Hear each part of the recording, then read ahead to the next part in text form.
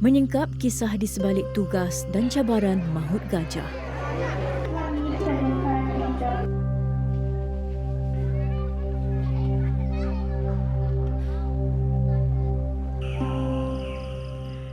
Kebangkitan industri ternakan kerbau susu di Taman Kerbau Langkawi.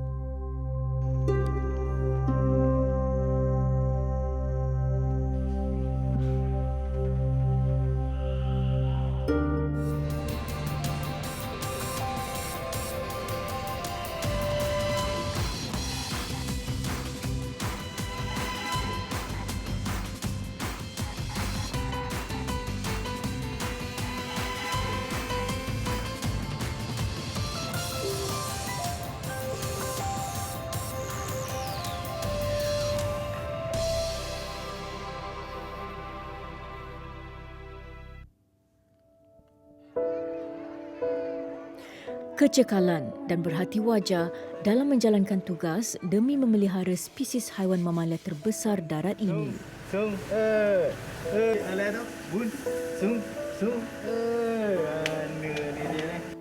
Kerja-kerja menjaga gajah ni memang risiko dia memang agak tinggi lah. Sebab apa? Saya rasa macam kami yang bahagian latihan ni rasa berbanggalah sebab apa?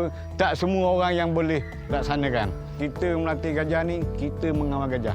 Bukan gajah ni mengawal kita.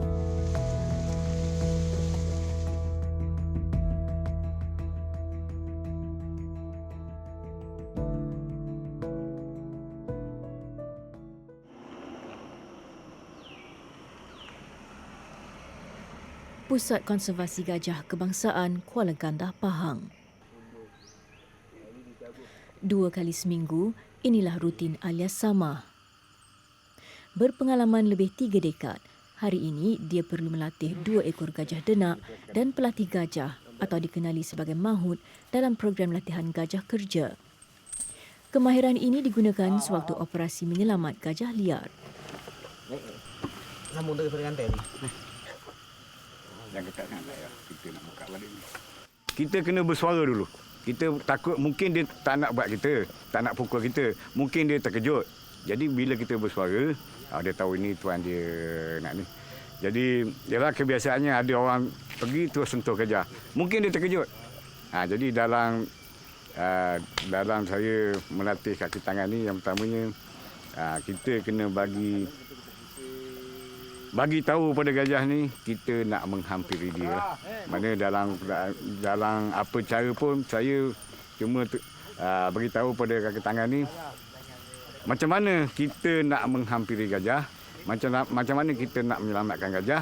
Selepas itu barulah kita boleh menghampiri gajah. Kami difahamkan latihan ini diberikan kepada mahut yang sudah menguasai kemahiran asas dalam mengawal tingkah laku gajah.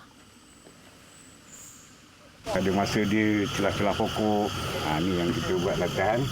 Ja!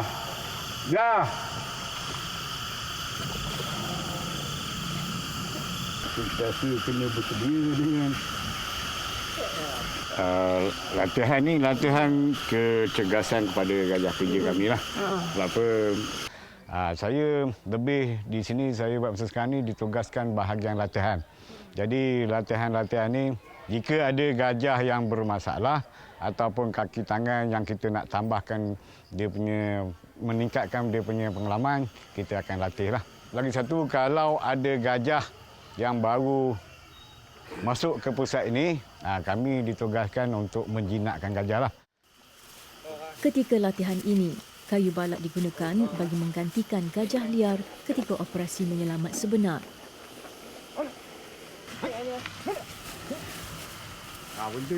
Berhenti.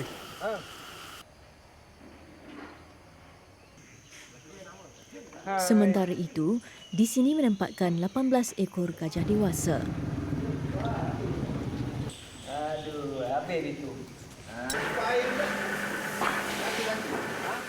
Berusia 26 tahun, Rizwan Muhammad antara pelapis mahut di sini. Sejak 4 tahun lalu, dia ditugaskan untuk menjaga gajah betina ini yang diberi nama Siti. Siti ni berasal daripada Pahang. Umur dia lingkungan dalam 38 tahun. Kita tak boleh dapat spesifik umur yang sebenar. Tapi itu cuma anggaran sajalah. Siti ni memang kita kena faham naluri dia. Bila kita dapat seekor gajah, mula-mula kita kena tengok ciri-ciri dia dulu. Dia suka ketegasan ke, kelembutan ke, kita kena faham sifat dia lah. Macam kita mendidik seorang bayi lah. Setiap pagi, inilah rutin Rizwan dalam memastikan kandang Siti sentiasa dalam keadaan bersih. Walaupun sudah mulai serasi dengan haiwan mamalia ini, ketika pembersihan, salah seorang mahut perlu memerhati agar tidak berlaku sebarang kecelakaan.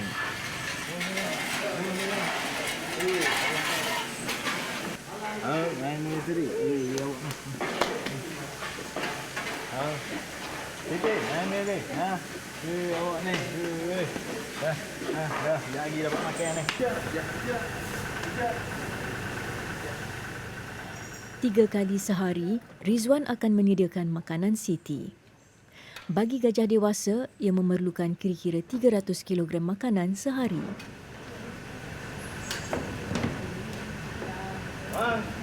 Siti ni dia karakter lembut. Dia memerlukan suara mesti kena tegas, tapi dalam ketegasan tu dia macam ada gurauan. Dia macam ada perkataan manja lah kita sebut kat dia supaya dia kenal ni suara tuan dia. Nama dia kita tak boleh ubah. Jadinya kita panggil nama dia, lepas tu kita selitkan dengan perkataan ala macam tu lah lebih kurang. Siti, dia macam mana? Macam tu. Dia selalu kalau kita kita dah panggil nama dia Siti, lepas tu belayan manja dia tu kita akan tepuk di belakang ni lah. Selalu kita usap-usap belakang telinga dia. Baik Siti, mana ni Siti? Itulah perkataan manja. Cara nak berkomunikasi dengan dia lah. Lepas tu lagi satu, bila kita selalu bercakap dengan dia, dia akan dapat cam suara kita nanti.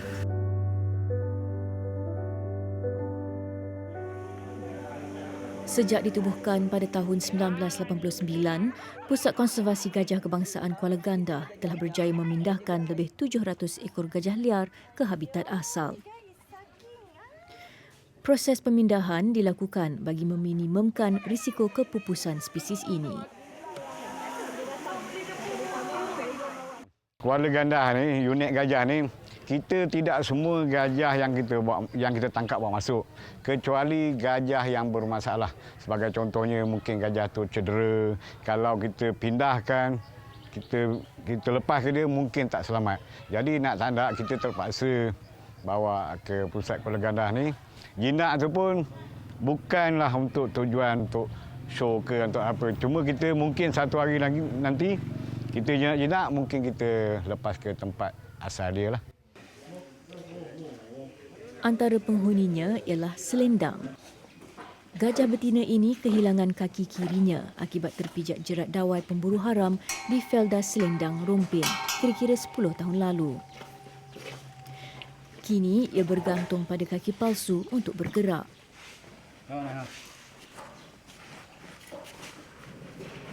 Yuk.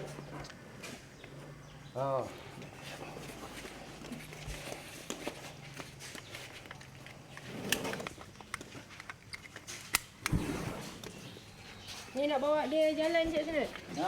Bawa jalan. Ni kalau dia nak jalan keluar untuk apa macam exercise, dia pakai kasut palsu dia ni lah. Dia pakai kaki batu. Jalan saya ni.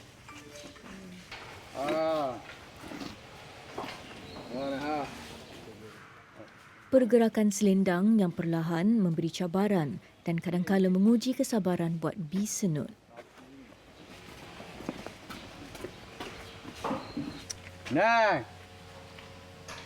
Setiap kali membawa selendang berjalan, senut sentiasa memujuk haiwan herbivor ini. Pertumbuhan badan gajah yang cepat menyebabkan kaki palsu selendang perlu ditukar setiap 6 bulan. Bergantung dengan kaki palsu sejak tahun 2012 hingga kini, inilah kaki palsu ke-6 buatnya. Haji. Haji, Haji. Haji. Haji. Haji. Haji. Haji, Haji. Haji. Haji, Haji ni. Haji. Encik Senut memang susah sikit nak bawa dia keluar ni. Memang dia sakit. Dia jalan macam ni sakit sikit. Dia ada batu Sebab kaki dia. Ha. Tapi kita kena paksa juga dia keluar. Keluar. Untuk bagi dia macam senaman lah. Ha. Dia mesti ada kawan dia siput. Dia panggil siput, dia nak berbataukan dia. Oh. Ni kalau selalunya kalau Encik Senut panggil dia nak keluar, berapa lama selalunya ambil masa nak bagi dia keluar ni? Memang Dia lama? lama sikit dia. Dia jalan tak boleh paksa sangat dia. Kaki dia. Hai, naik. Hampir 15 minit, selendang masih tidak mahu berganjak.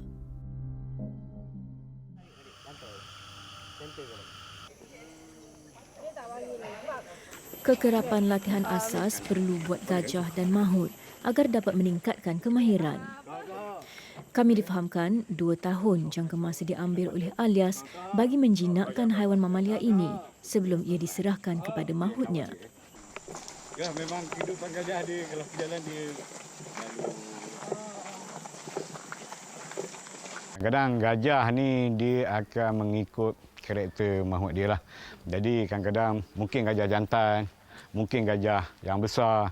Jadi kita memerlukan mahut yang betul-betul kata orang ni berhati wajar lah. Sebab apa, dia kadang-kadang melatih gajah ni kadang-kadang benda yang tak dijangka. Masa kita tunggang gajah, gajah ni goyang, jatuh. Kalau ikutkan dia jatuh, dia kena naik balik. Sebab apa, kita melatih gajah ni, kita mengawal gajah. Bukan gajah ni mengawal kita. Mula-mula dulu memang saya yang takutkan gajah mula-mula dulu. Sebab kita nampak dia badan besar, tak dinafikan lah tu. Mula-mula kita cuba hampir dengan dia, bagi makan, kita usap-usap dia, bagi dia kenal bau kita lah. Supaya nak rapatkan lagi hubungan dia dengan kita. Jadinya daripada situ, proses mula memang dia tak bagi kita naik lah serta-merta. So kita training selama dalam 2 bulan. Lepas tu dari situ kita akan belajar pada senior lah, bahasa dia, cara latihan dia. Lepas daripada tu kita mula dengan serba sedikit, kita akan lebih dekat lah dengan dia.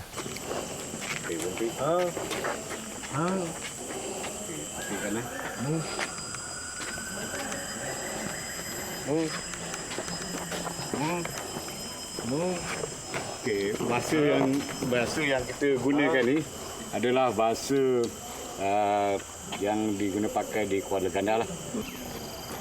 Kebiasaannya memang kalau kita latih gajah, kita akan bawa gajah ni asingkan kepada kumpulan lah. Sebab ni tujuan kita nak tengok mahut kita boleh kawal tak gajah yang dilatih lah. Sebab apa, bila dalam kumpulan, setelah gajah tu dah siap dilatih, memang dia berjalan mengikut kumpulan. Jadi kalau kita dalam program latihan kepada mahut baru, memang kita asing. Sebab apa, kita nak tahu macam mana kecekapan mahut yang kita latih boleh mengawal gajah.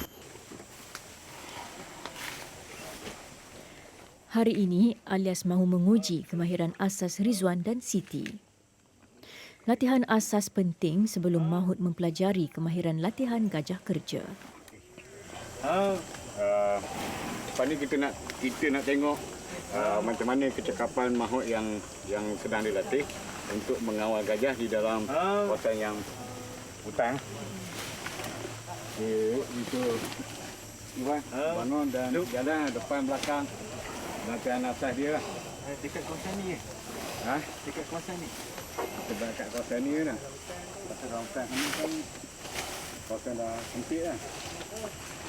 Hijau.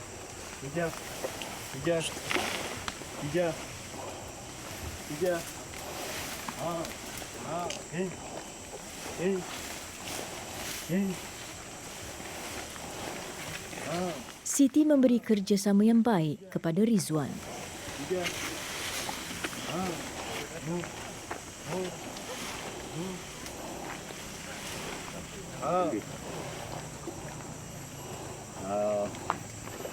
Itulah salah satu kita punya latihan asas kepada gajah lah. Sebab apa, dia memang cara yang kita guna pakai semasa latihan adalah depan, belakang, kiri, kanan, duduk, bangun dan baring. Jadi kalau kita dah fikirkan mahut ni dah pengalaman dia dah tinggi, mungkin selepas ni kita akan latih dia untuk gajah-gajah kerja.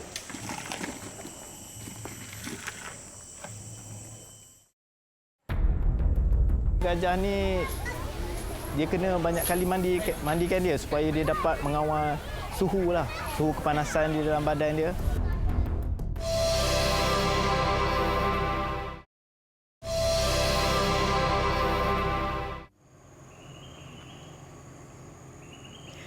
Mencatat hampir 200,000 pengunjung setiap tahun.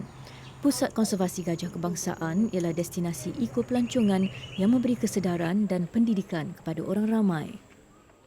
Sebelum membuat pertunjukan bermaklumat kepada penonton, Siti dan gajah lain perlu dimandikan bagi mengurangkan tekanan.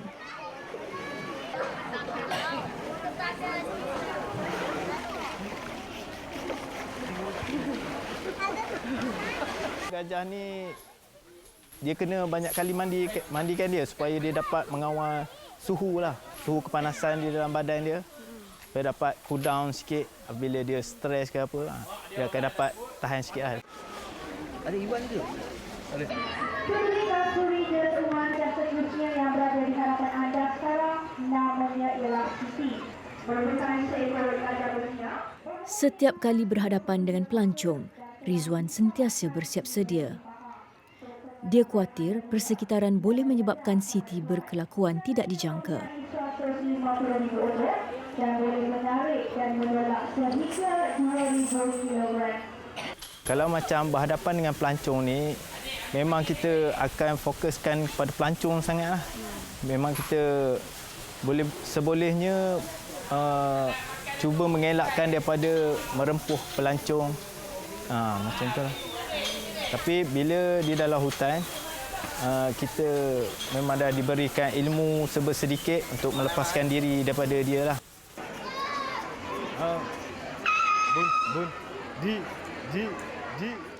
Dalam pertunjukan ini, pengunjung diberi pendedahan akan keistimewaan haiwan mamalia terbesar darat ini. Malah pengunjung turut diberi peluang untuk mendekati dan memberi makanan kepada gajah tersebut.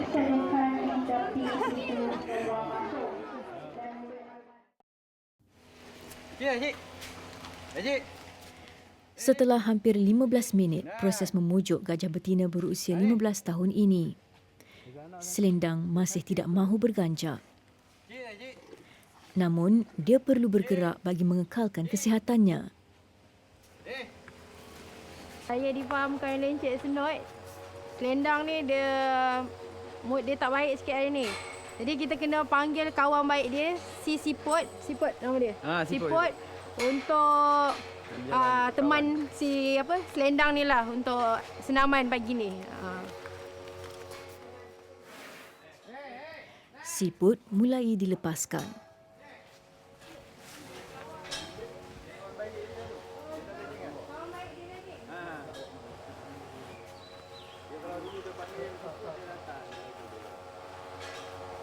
Ni dia macam nak pancing selendang kita ni. Sebaik sahaja dilepaskan, selendang mula bergerak. Melihat keadaan selendang, terbit rasa simpati.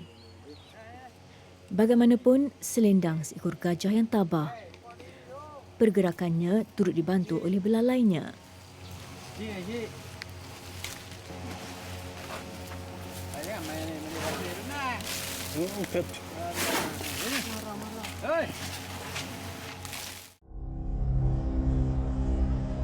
Ada kalanya, tingkah laku haiwan liar tidak dapat dijangka.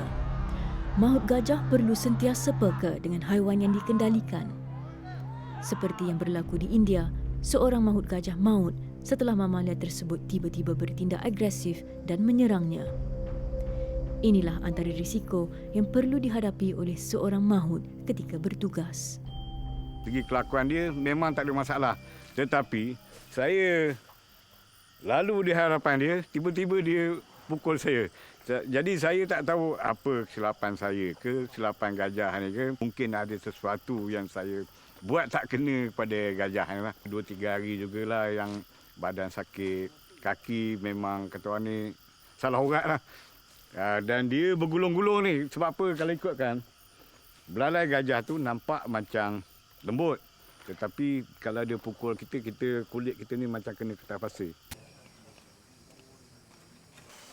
Hari ini, Rizwan diberi kepercayaan oleh Alias untuk mengendalikan Siti di laluan khas ini. Ia bertujuan bagi melatih mahut dan gajah dalam situasi sebenar ketika operasi menyelamat gajah liar. Kalau ada pokok tu, kau pusing-pusing sikit lah supaya nanti kalau dalam hutan yang masa kerja operasi besok, memang kita melalui celah-celah pokok lah.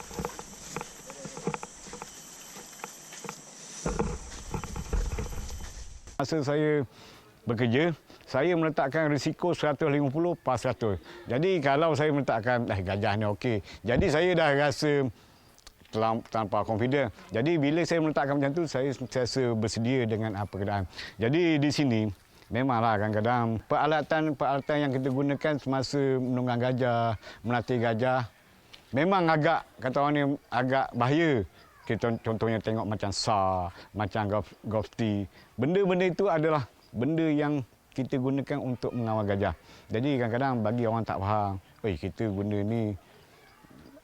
ni akan mencederakan gajah. Tapi di sini tidak. Tapi kita di sini, kita titik beratkan kepada keselamatan kepada makhluk gajah. Kita cuba mengoptimalkan kecederaan pada gajah. Pengalaman Alias dalam mengawal gajah sentiasa dikongsi kepada mahut baharu.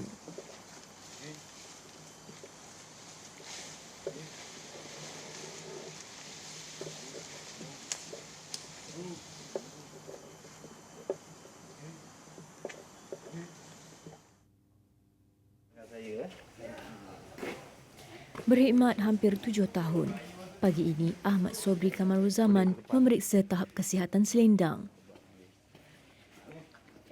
Keadaan fizikal selendang ini menyebabkan perhatian lebih sentiasa diberikan kepadanya. Sini.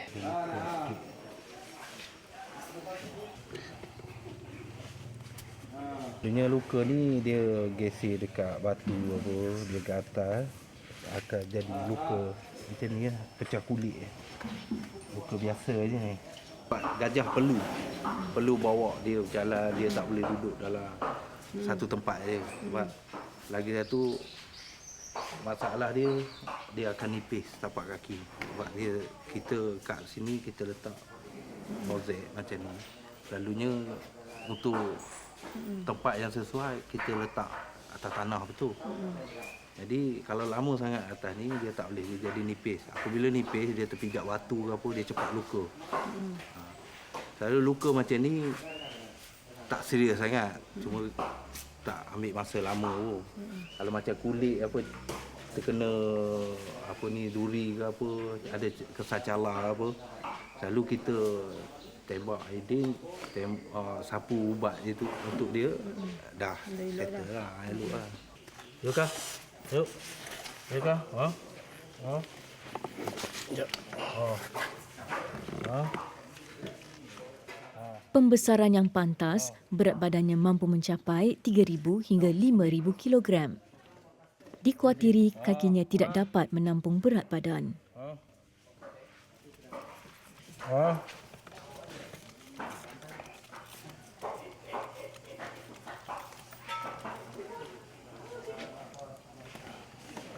Badan dia makin besar, dia nak tampung badan dia tu dengan sebelah kaki dia, tulang ni akan jadi bengkok. Kemungkinan saya ingat akan datang lah, kemungkinan. Mungkin ambil masa sikit lah. Mungkin dia ni, yalah, tak boleh jalan dah saya rasa. Sebab dia pun kita tengok dah umur dia macam jalan dia tu pun dah terhad dah. Kemungkinan dia kalau umur dia panjang lagi kat sini mungkin Tak boleh jalan. tak boleh jalan lah. Tapi dia salah seekor gajah kat sini yang terbaiklah. Dia tak ada buat perangai sangat kat sini. Jadi kalau kat sini salah satu tarikan dia lah. Sebab pelawat datang kat sini akan cari dia tu. Makan. Walaupun selendang mengalami kekurangan daripada segi fizikal, gelagatnya sentiasa mencuri perhatian buat peminat mamalia ini.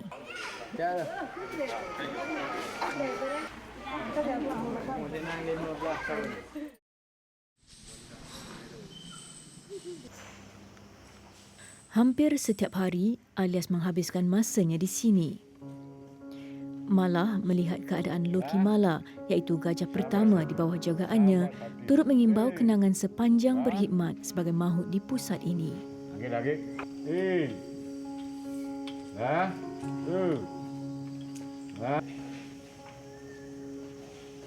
Saya cuma meletakkan gajah ni keluarga kedua pada saya lah.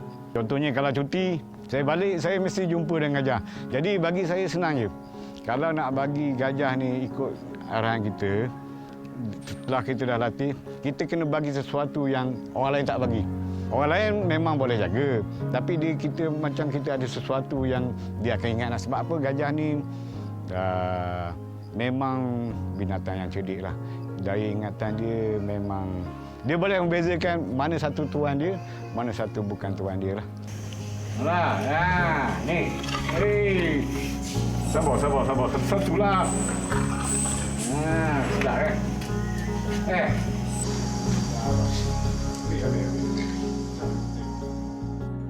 Memang kalau saya pencen pun mungkin saya akan teringat juga pada gajah ni lah. Sebab apa, saya daripada mula masuk kerja sampai sekarang ni saya bersama gajah. Jadi itulah sebab sekarang ni saya dah mula nak menjauhkan daripada gajah lah. Bukan nak jauh kita nak tinggal ke dia, tapi saya takutkan bila saya pencen besok, teringatkan gajah ni bukannya, kata orang ni 30 tahun lebih, bukannya mudah lah.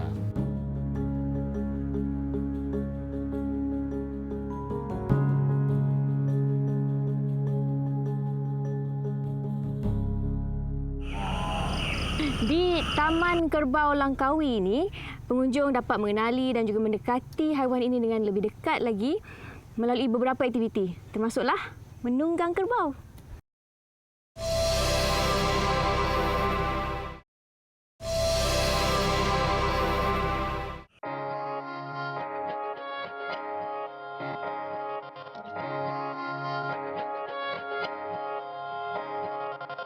Sebagai seorang yang membesar dan menetap di Kuala Lumpur, saya tidak ada banyak pengalaman ataupun peluang untuk berada dekat dengan haiwan ternakan. Pada hari ini di Langkawi Kedah, saya dapat merasai bagaimana hidup ataupun rutin sebagai seorang penternak. Bukan lembu, bukan kambing, tetapi kerbau. Di Taman Kerbau Langkawi ini, pengunjung dapat mengenali dan juga mendekati haiwan ini dengan lebih dekat lagi melalui beberapa aktiviti, termasuklah menunggang kerbau. Okey, jom. Okey, Tony.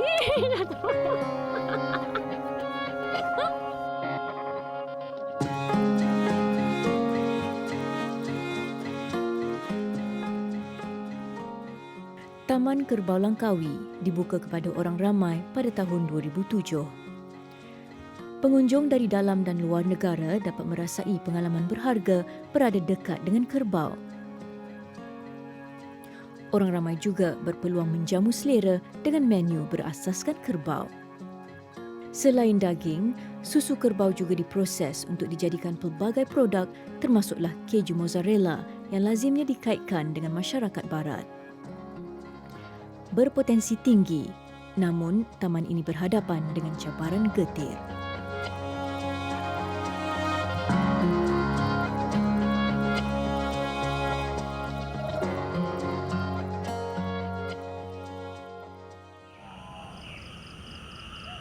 Kampung Nyor Cabang terletak kira-kira 20 minit perjalanan dari Pekan Kuah, Langkawi, Kedah. Di kaki Gunung Raya bertempatnya Taman Kerbau Langkawi. Pengurusan taman ini diambil alih oleh syarikat milik Taufik Abdullah dan dua rakan kongsinya pada awal tahun 2017. Dengan latar belakang dalam bidang seni, Taufik tergerak untuk menguruskan taman ini atas dasar minat meskipun pada ketika itu ia dilanda krisis.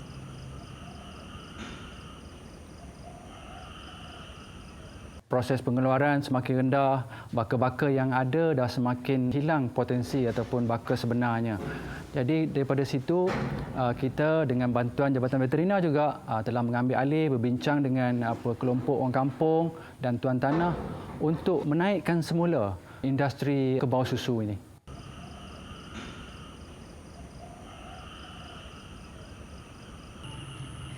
Taman kerbau ini lebih tertumpu kepada pengeluaran susu berbanding daging.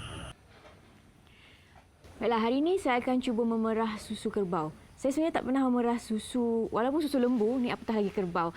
Jadi pada hari ini, walaupun sebenarnya ada alat untuk memerah susu, tetapi saya akan cuba pengalaman seperti penternak terdahulu menggunakan tangan. Okey bang, macam mana ni? Kita tunjukkan tadi. Tekan dari atas? Mana-mana je pun boleh? Kerbau susu lazimnya terdiri daripada spesies murah dan Nili Ravi yang berasal dari India. Okey.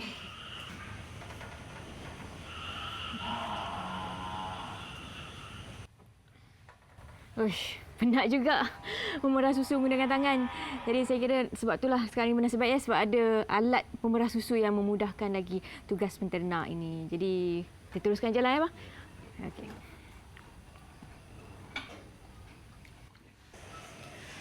Proses memerah susu dilakukan setiap pagi. Lazimnya, setiap sesi mengambil masa kira-kira 20 minit menggunakan alat pemerah. Kerbau mampu menghasilkan susu selama 10 bulan selepas melahirkan anak. Meskipun susu diperah, kerbau masih menyusukan anaknya dan tidak diasingkan. Baka murah ini sebenarnya kalau kita lihat di India terutamanya, hasil pengeluaran seekor kerbau tu boleh mengeluarkan daripada 12 liter hingga ke 18 liter seekor sehari. Pengeluaran sekarang satu ekor boleh keluarkan hanya 3 liter sahaja. Ini disebabkan faktor baka yang telah bercampur yang mengurangkan pengeluaran susu kerbau. Selain itu, tekanan juga boleh memberi kesan kepada penghasilan susu oleh haiwan tersebut. Ketika ini, secara purata, Taman Kerbau Langkawi mengeluarkan 9 liter susu sehari. Ini tidak mencukupi bagi menampung permintaan. Atas faktor ini juga, harga jualan susu terpaksa dinaikkan. Pun begitu, permintaan tetap ada. Kita ada bahagian pemprosesan susu yang saya rasa cukup baik untuk mengeluarkan produk-produk susu seperti mozzarella, yogurt, dade, aiskrim dan juga minuman berperisa. Semua produk tersebut dihasilkan sendiri di sini tanpa bahan pengawet.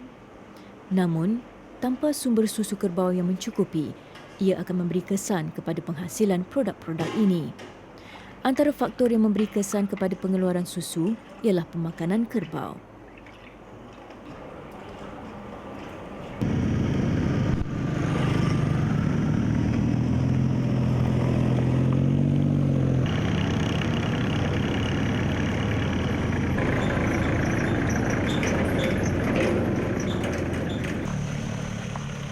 Setiap kerbau perlu makan kira-kira 10% daripada berat badannya. Selain dedak, kerbau diberi rumput napier sebagai sumber makanan utama. Pekerja taman mendapatkan rumput di kawasan berdekatan setiap pagi. Namun, kami dimaklumkan, kawasan untuk mendapatkan rumput napier semakin berkurangan di kampung ini.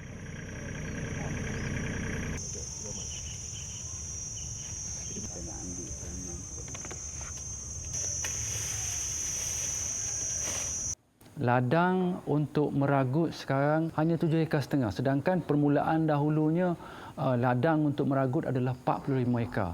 Jadi kita akan cuba menanam semula rumput Napier ini dan cuba untuk menggunakan kaedah-kaedah yang lebih holistik untuk mendapatkan hasil makanan rumput yang banyak untuk kerbau ini.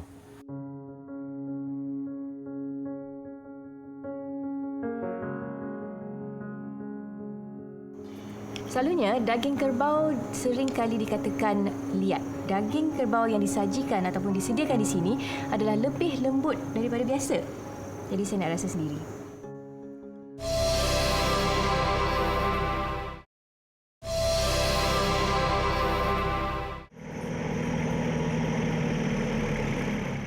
Pekerja Taman Kerbau Langkawi telah selesai tugas mendapatkan rumput Napier yang akan dijadikan makanan untuk kerbau yang diternak di sini.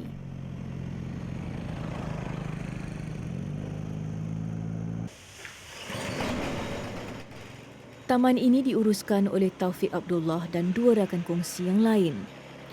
Baru mengambil alih pengurusan taman ini pada awal tahun 2017, Taufik yakin ia mampu bangkit semula kerana percaya ia mempunyai potensi tinggi. Kebetulan semasa saya di luar negara, saya banyak melihat proses ataupun peternak lembu di Texas dan juga di utara Mexico.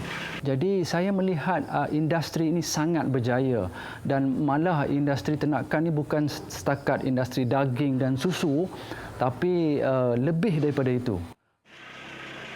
Antaranya ialah penghasilan produk kulit kerbau dan menggunakan najis kerbau yang ditukar menjadi biogas atau kompos.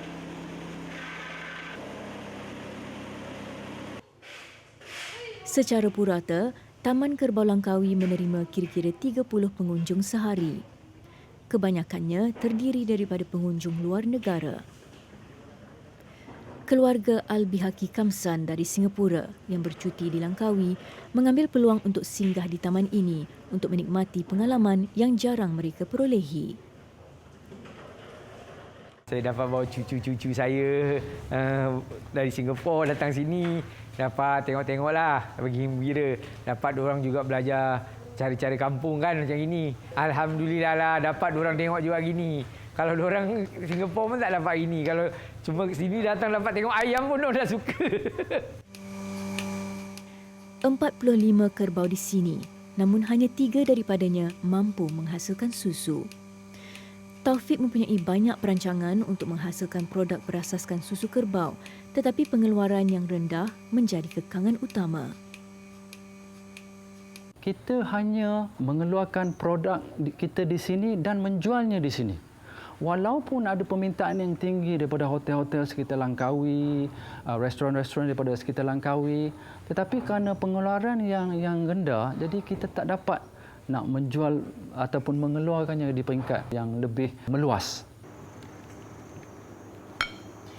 Selalunya, daging kerbau sering kali dikatakan liat. Tetapi saya dimaklumkan oleh Cik Taufik bahawa daging kerbau yang disajikan ataupun disediakan di sini adalah lebih lembut daripada biasa. Jadi saya nak rasa sendiri.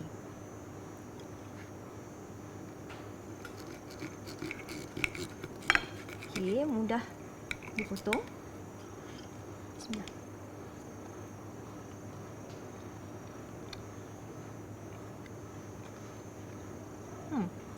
Betul lah Cik Taufik. Lembut juga kan? Ni apa rahsia di sebalik kelembutan ni? Kita adakan proses yang dipanggil proses aging. Ataupun kita dipanggil wet aging lah. Sebab kalau dry aging tu dia jemur di luar, tapi wet aging di dalam freeze. Dengan harga sekitar RM22, pengunjung dapat menikmati steak kerbau yang disediakan dengan perapan sempurna, dihidangkan bersama sos lada hitam dan beberapa hidangan sampingan. Jadi kat belakang ni ialah kerbau yang baru disembelih lebih kurang 2 hari kan? Ya. Okey, jadi macam mana proses aging tu dilakukan? Okey, bila disembelih, daging ni tidak bersentuh dengan air. Maknanya mesti bersih dan di tahap selepas sembelih, selepas kita lapah apa semua, digantung sebegini supaya darah turun. Dan bila proses 2 hari itu berlaku, kita akan potong dan balut macam ni. Tapi kita kena ada aircon lah. Kena dalam bilik yang sejuk. Dan bila dibalut macam ni, disimpan dalam freeze bawah suhu 4 darjah selama 21 hari. Dan bila 21 hari, barulah kita keluarkan dan potong dalam bentuk prime cut.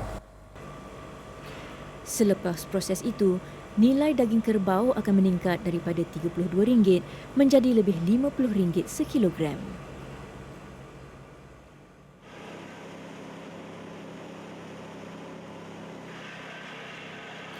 Kerbau tempatan lebih sesuai diternak untuk dagingnya. Manakala spesies murah dari India ini ialah spesies terbaik diternak untuk pengeluaran susu. Okey. Okey, sekarang Keju mozzarella dihasilkan menggunakan susu kerbau. Ia menjadi antara produk popular di taman ini di mana keju tersebut dihasilkan sendiri oleh tenaga kerja di sini.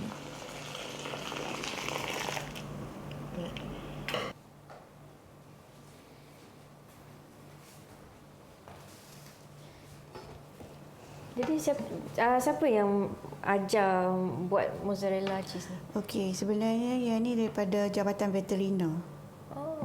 Dia orang yang ajar ni semua. Lepas tu sedikit sebanyak kita go through dengan ada Italian yang dia bagi tips-tips. Jadi kita R&D lah sampai kita boleh buat macam ni. Ini yang dia orang panggil teknik renggangan ataupun stretching. Bagi menghasilkan 1 kilogram keju mozzarella, ia memerlukan 6 liter susu kerbau. Kualiti keju yang dihasilkan di sini turut diiktiraf oleh chef antarabangsa yang pernah berkunjung ke taman ini.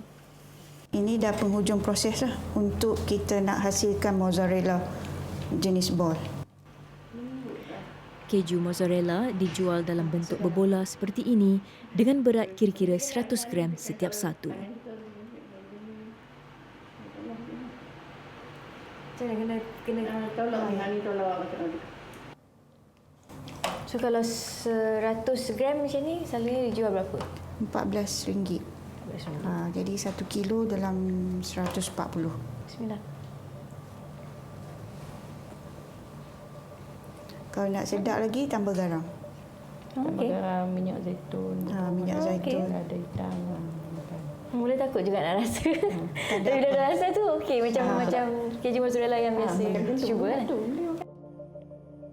Meskipun ketika ini berhadapan dengan cabaran getir iaitu kekurangan hasil susu, Taufik optimis bahawa pengeluaran akan meningkat tidak lama lagi. Tempoh bunting kerbau ialah 10 bulan dan terdapat beberapa ternakannya yang bakal melahirkan anak dalam masa terdekat.